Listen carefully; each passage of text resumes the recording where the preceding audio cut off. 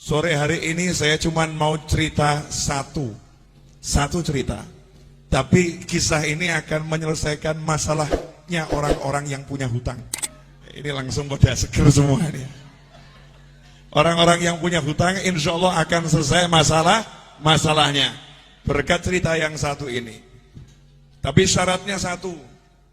Syaratnya jangan matikan nabimu, jangan wafatkan nabimu, jangan hilangkan nabimu Muhammad sallallahu alaihi wasallam. Nabi hanya pindah dari alam dunia, pindah ke alam barzah, pindah ke sana.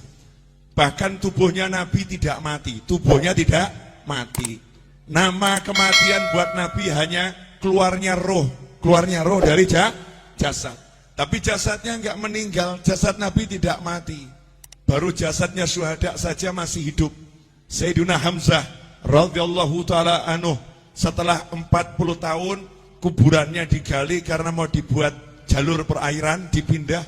Ada salah satu alat gali yang kena tubuhnya, jenazahnya. Setelah 40 tahun masih mengucurkan darah segar. Setelah 40 tahun masih mengucurkan darah segar. Itu paman Nabi dan sahabat Nabi. Sama Allah dimuliakan seperti itu. Apalagi Nabi Muhammad sallallahu alaihi wasallam. Di dalam Al-Quran jelas disebutkan orang-orang yang meninggal di jalan Allah, jangan kamu kira mereka meninggal. Justru Allah juga ngomong gak boleh mengira beliau-beliau meninggal. Bahkan yang ngasih nama hidup itu bukan saya. Yang ngasih nama hidup itu bukan ulama. Yang ngasih nama hidup itu bukan Nabi Muhammad SAW. Tapi Allah sendiri yang mengatakan bal ahya, mereka itu sungguh hidup di sisi Allah subhanahu wa ta'ala yurzakun. Dan bukan cuma hidup, ada yang hidup gak dapat rezeki, tapi ini hidup yurzakun, terus diberi rezeki oleh Allah subhanahu wa ta'ala. Itu baru kelasnya orang-orang yang syuhada. Lantas bagaimana dengan kelasnya imamnya para syuhada, imamnya para nabi, imamnya para rasul, yaitu baginda Muhammad sallallahu alaihi wasallam.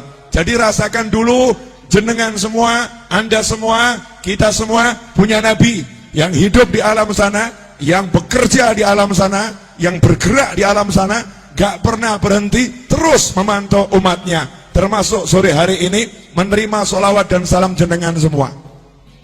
Diterima itu sholawat dan salam, karena ini kiriman, diterima oleh Nabi Muhammad SAW. Bahkan jelas alamatnya dari mana. Nah itulah bejonya saya, Majlis Ar-Raudhah. Padahal ini maulid Jamuri, betul ya? Nah tempatnya Majlis Ar-Raudhah, yang ngirim Jamuri, yang ngirim Jamuri dan kawan-kawan semua dapat dicatat oleh Nabi Muhammad sallallahu alaihi wasallam. Nah kalau udah seperti itu, apa keuntungan yang didapat? Ini banyak orang yang lupa, banyak orang yang nggak paham, banyak orang nggak ngerti. Di zaman Nabi Muhammad SAW ada sahabat namanya Jabir bin Abdullah radhiyallahu taala anhu. Sahabat Jabir ini punya kebun kurma dan dia punya hutang kurma, kurma. Masalahnya utangnya sama Yahudi yang benci Nabi, benci Islam.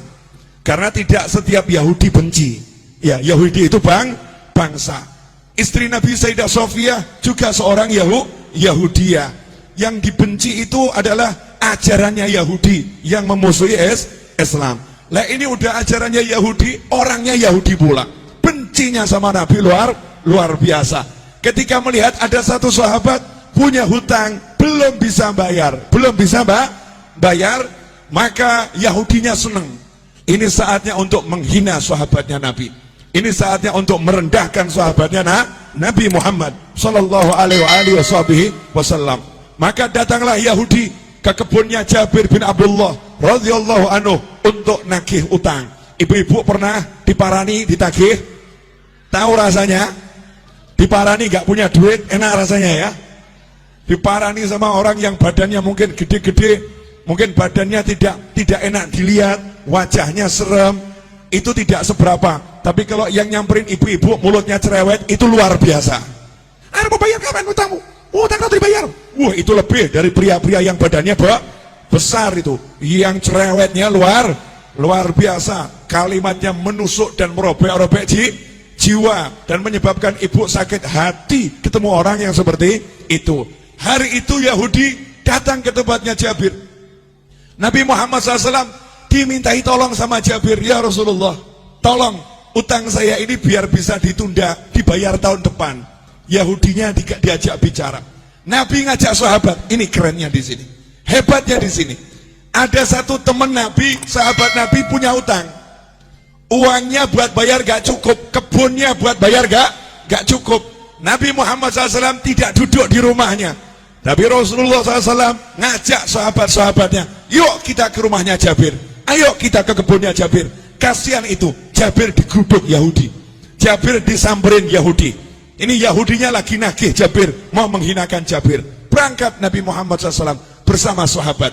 Kemudian Rasul sendiri yang ngajak ngomong bicara si Yahudi. Artinya Nabi SAW tokoh masyarakat, Rasul punya jabatan, punya kedudukan, mau membela orang yang ditagih hutang, mau membela orang yang terlilit hutang. Saat itu Nabi belum punya duit, karena Nabi kalau punya duit tekno didom langsung, dibagi-bagi langsung habis. Apa sabda Nabi buat orang yang terlilit hutang? Kadang ini mubalih nggak paham, kemudian menyebutkan hadis yang seakan-akan orang meninggal punya hutang itu sengsara. Salah. Dulu Nabi Muhammad SAW bersabda, siapa yang meninggal punya hutang, saya tidak akan sholatkan jenazahnya. Maksudnya bukan karena benci, Nabi tidak mau nyolatkan jenazahnya dulu, minta sahabat yang punya duit, beres no ini, bayari hutangnya, sehingga masuk kubur udah selesai, gak ada hutang piutang. Kalau kita alhamdulillah sudah niru, kalau ada hutang piutang jadi tanggungan saya, tanggungan kami atau keluarga. Jadi Nabi nggak mau SAW ada umatnya yang meninggal dalam keadaan masih punya hutang. Makanya Nabi ngomong sama sahabat, tidak sama mulai sholat dulu sebelum hutangnya dilunaskan. Tapi begitu Nabi punya hutang, apa sabda Nabi Muhammad SAW? Siapa yang meninggal punya hutang, Nabi punya uang ya, siapa yang meninggal punya hutang, saya yang bayar hutangnya, saya yang lunaskan uangnya. Kalau dia nggak punya hutang, biar uangnya milik ahli warisnya. Kalau punya hutang, aku yang bereskan. Mana konglomerat sekarang yang berani ngomong begitu? Mana saudara yang berani ngomong begitu? Mana umat Islam yang berani ngomong begitu untuk orang yang tinggal di satu kampungnya? Yang di kampung ini yang punya hutang, kalau meninggal aku yang melunaskan. Mana yang seperti itu? Nabi Muhammad SAW bangkit membela sahabatnya, diajak ke rumah Jabir. Sampai di situ Nabi ngomong langsung sama yang namanya Yahudi. Yahudi, gini aja, kalau boleh pembayarannya ditunda, diundur, kasih perpanjangan waktu. Yahudinya ngomong, ya Abul Qasim, wahai Abul Qasim, julukan Nabi Muhammad SAW, wahai Abul Qasim, tidak bisa, hari ini juga harus dibayar. Bu, kalau jenengan ditagih utang 5 miliar, hari ini harus dibayar. Ngeluh atau enggak ngeluh? Ngeluh ya. Punya uang cuma 100.000, tagihannya 5 miliar. Pusing atau enggak pusing? Pusing. Lah ini Nabi Muhammad SAW datang, kasusnya begitu. Kebun kurma ini buahnya cuma sedikit, hutangnya bertonton. Jadi enggak mungkin bisa dibayar. Maka Nabi mengatakan kepada Yahudinya, tunggu sebentar. Kemudian Jabir bawa kurma sedikit. Disuguhkan Nabi Muhammad SAW. Itulah adabnya sahabat. Kedatangan Nabi, sepunyanya apa ya disuguhkan. Ini ya Rasulullah, kurma muda disuguhkan. Setelah itu Nabi Muhammad SAW ngelilingi kebun kurmanya Jabir. Kebun kurmanya dikelilingi, dilihat muter, ya memang gak cukup. Jumlahnya buah kurma itu gak mungkin cukup untuk bayar. Maka Nabi SAW kemudian tanya sama Jabir, di mana biasanya kamu duduk-duduk di kebun kurma ini? Tempat yang biasa kamu gunakan untuk nongkrong. Kalau bahasa kita, gazebonya di mana? Ya, gazebonya di mana? Rasulullah tanya, di mana itu? Di sini ya Rasulullah. Saya biasa berteduh di sini. Ya udah, saya tak tidur sebentar. Bayangkan ini, ditagih utang sama Yahudi, ditinggal tidur sama Nabi. Tiruan. Maksudnya apa? Utang gak usah dipikirin. Yang nagih di depan ini ya, gak dipikirin. Tinggal tidur Nabi Muhammad SAW. Ini nanti bisa dicek di Syarah Fathul Bari, Syarah Bukhari ya. Juga di kitab-kitab syarah Bukhari yang lain. Tidur Nabi SAW, kemudian bangun, datangi lagi Yahudinya, karena masih maksa harus dibayar hari itu juga. Rasul berkata, gimana, bisa enggak ditunda dulu pembayarannya, kasih perpanjangan? Tidak bisa, harus hari ini. Ya sudah, Nabi SAW keliling lagi, tawaf, ngelilingi kebun kurma, ditawafi. Setelah selesai ditawafi, Nabi bilang sama Jabir, Jabir, sudah sekarang kamu panen tuh kurmanya, bayarkan. Panen, bayarkan. Saya tidur dulu. Nabi tidur lagi. Asik ya, tidur. Bangun tidur, Nabi nanya sama Jabir, gimana, udah beres? Beres ya Rasulullah, itu hutangnya kurma lunas semua. Bahkan ini kurma saya nggak berkurang, panennya lebih banyak dari panen bertahun-tahun ini nggak masuk akal ya Rasulullah. Disitulah Nabi bersabda, asyhadu anni Rasulullah, aku bersaksi aku adalah Rasulullah. Kalau bahasa kita, saya Nabi, saya Rasul. Rasulullah bangga dengan kerasulannya. Aku bersaksi, aku adalah Rasulullah. Sallu ala Nabi. Allahumma sholli wa sallim alaihi. Pelajarannya apa? Pelajarannya banyak, tapi saya mau garis bawahi satu.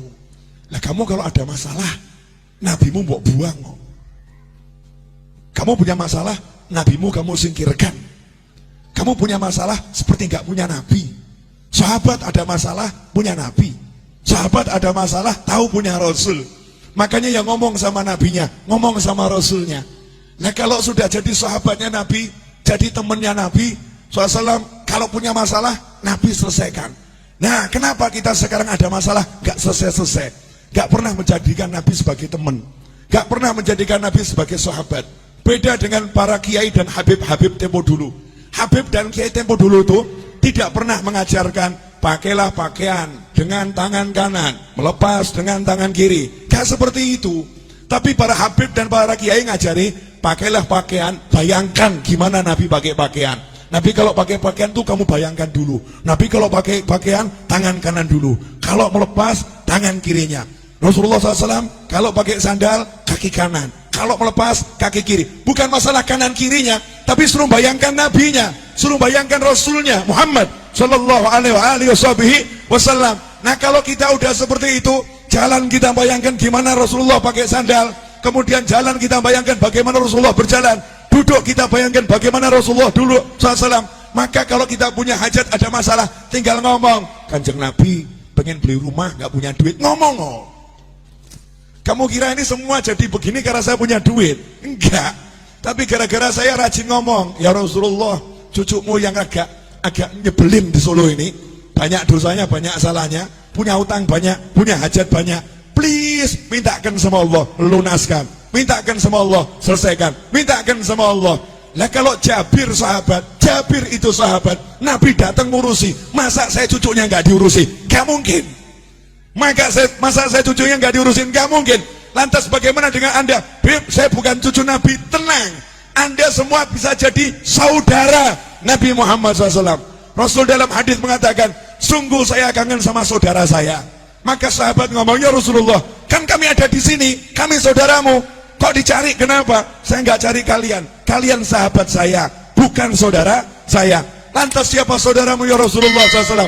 Orang-orang yang lahir nanti belum pernah lihat saya, tapi percaya sama saya, iman sama saya, bahkan rela kehilangan harta dan keluarganya demi sekali melihat saya. Itulah saudara-saudara saya. Saya kangen pengen melihat beliau-beliau itu. Bayangkan, Nabi belum pernah ketemu kita, wujud kita belum ada, sudah dikangeni, dikangeni. Lah kalau kita sekarang bisa kangen sama Nabi dengan baca sholawat barzanji, maulid tiba, kemudian burda, simtudurar, dan semisalnya, kita sholawatan sama kangen, berarti kita jadi kelompok saudara Nabi Muhammad SAW. Dan saudara sama saudara itu pasti saling membela, pasti saling mendukung. Kalau udah begitu, kamu punya masalah, insya Allah nggak punya masalah. Saya punya masalah, insya Allah nggak punya masalah. Kenapa? Yang turun tangan langsung Nabi Muhammad Sallallahu alaihi wasallam, yang menyelesaikan langsung Rasulullah SAW. Nah,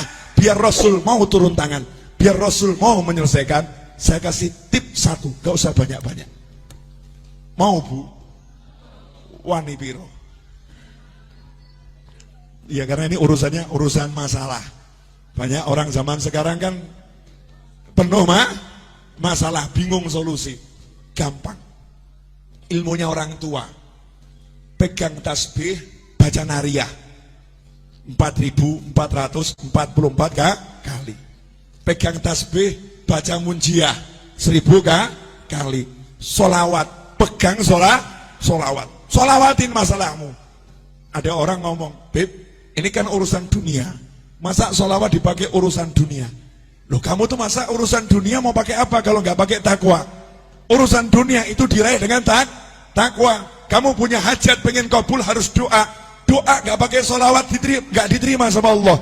Sehebat apapun orangnya doa, nggak pakai solawat nggak diterima sama Allah Subhanahu wa ta'ala. Sehebat apapun orangnya sholat, nggak pakai solawat nggak diterima sholatnya oleh Allah Subhanahu wa ta'ala. Sehebat apapun orang khutbah Jumat, gak pakai solawat, gak diterima oleh Allah Subhanahu wa ta'ala. Kalau hidupmu gak ada solawat, gak diterima oleh Allah Subhanahu wa ta'ala. Dan kalau kamu hanya ingat Allah, gak mau ingat Nabi Muhammad SAW, Islammu ditolak oleh Allah Subhanahu wa ta'ala. Sebelum minta apapun, suruh mengedepankan Allah Rasulullah, Allah Rasulullah. Dalam sholawat sudah ada semuanya. Allahumma sholli, Allahumma sholli. Sholawat itu nyebut Allah, nyebut Nabi Muhammad SAW. Nah, setelah kita banyak sholawat, awali doa dengan sholawat, betul? Setelah kita banyak sholawat, baru ngomong, ya Allah, ini loh hajat saya, ini loh masalah saya, selesai. Makanya orang dulu ngajari begitu. Cuman ibu-ibu pokil. Tahu pokil, Bu? Curang. Ya, merekayasa solawat, kemudian mencurangi solawat. Nariyah 4.444 kali dibaca berjamaah, satu orang ambil 5 jagung, 10 jagung. Saya nggak bicara fadilah, kalau fadilah luar biasa, fadilahnya luar biasa. Kemudian protes sama kiainya, sama habibnya, sama gurunya. Saya udah baca nariyah berjamaah, tapi hajat kok nggak kabul-kabul. Habibnya jawab, kabul, cuman kabulnya juga berjamaah, jadi dicicil saudara-saudara. Kabulnya dicicil, diangsur. Kalau pengen kabulnya cespleng, ya kamu sisakan waktu khusus. Minta izin sama suamimu. Ya, suami, kamu butuh mobil, butuh rumah, butuh hutang lunas. Iya, dah kamu urus anak-anak, aku izin ngurung diri di kamar 5 jam, jangan diganggu. Ngapain? Mau nariyah. Pegang tasbih, baca nariyah 4.444 kali. Setelah itu keluar ngomong sama suami, jangan kamu pikir lunas hutangmu. Niru Nabi, Nabi tidur. Nabi tidur, dah silahkan pergi kerja, gak usah dipikir. Main-main sama anak, gak usah dipikir, lunas. Suaminya nanya, lunas piye? Duit kono, tenang, Nabi yang bereskan. Lah cara piye? Ojo takok aku. Caranya gimana? Jangan tanya saya. Janji Allah, wa yarzuqhu min haitsu la yahtasib. Allah akan kasih rezeki dari arah yang gak pernah diduga. Itu kalau kita pegangan sholawat. Dan tidak mungkin sia-sia orang yang berpegang sholawat. Nah sayangnya kita sukanya susah. Ini ibu-ibu Jawa ini kan gak ada wajah-wajah susah, gak ada ya. Gak ada wajah-wajah susah, gak ada. Walaupun hidupnya mungkin ada yang agak susah, tapi tetap gak susah, paham ya? Lah hidupmu penuh nikmat, kok susah? Hidupmu penuh nikmat kok susah? Karena ini 30 hari sholawatan terus. Jadi ya suami ditinggal loh ini. Suami, bojo, bye-bye. Pak, sholawat dulu ya Pak ya. 30 hari suaminya ditinggal. Dari mulai zuhur sampai maghrib, anaknya ditinggal. Serahkan suaminya, tolong urus anak-anak dulu ya. Yang udah dewasa udah nak, mau ikut, gak mau ikut, kamu jalan sendiri. Ibu berangkat sholawatan. Begitu pula ibu-ibu. Lah kok ragu, hajatnya gak kabul? Kan manusia aneh bin ajaib. Berarti gak percaya sama nabinya, gak yakin sama rasulnya. Yakin sama rasulmu, percaya sama nabimu. Ikhwani rahimakumullah. Terakhir, karena saya baru nyampe dari Jati Barang, 2:30 malam tadi saya masih di sini. Tadi jam 8 saya ceramah di Jati Barang. Ya, dari Jati Barang saya balik ke sini. Nanti maghrib saya ke Jogja insyaallah. Kemudian besok jam 6 pagi saya harus terbang ke Jakarta. Acara jam 9 sampai asar. Padahal asar saya pergi ke Bandung. Jalan-jalan terus, asyik. Enak toh? Wajah saya wajah lelah atau bahagia? Lah makanya, berarti enak atau enggak enak? Enak, jalan-jalan toh, terus asyik, keliling terus, ya keliling terus. Ketemu orang mumet, saudara-saudara. Orang mumet yang bisa bahagia. Terakhir. Ini ibu-ibu, ini perlu dijelaskan.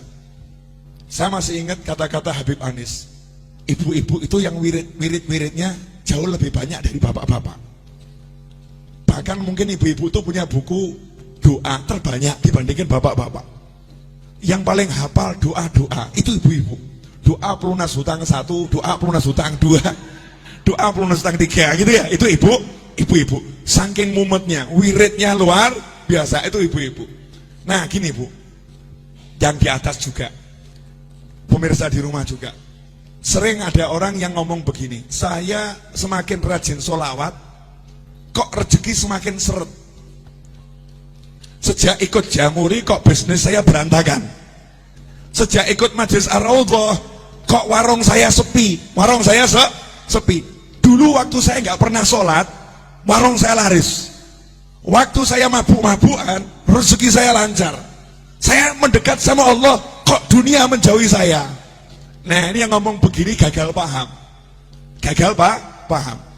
Boleh saya membuat ibu-ibu lebih tercerahkan? Boleh? Bu,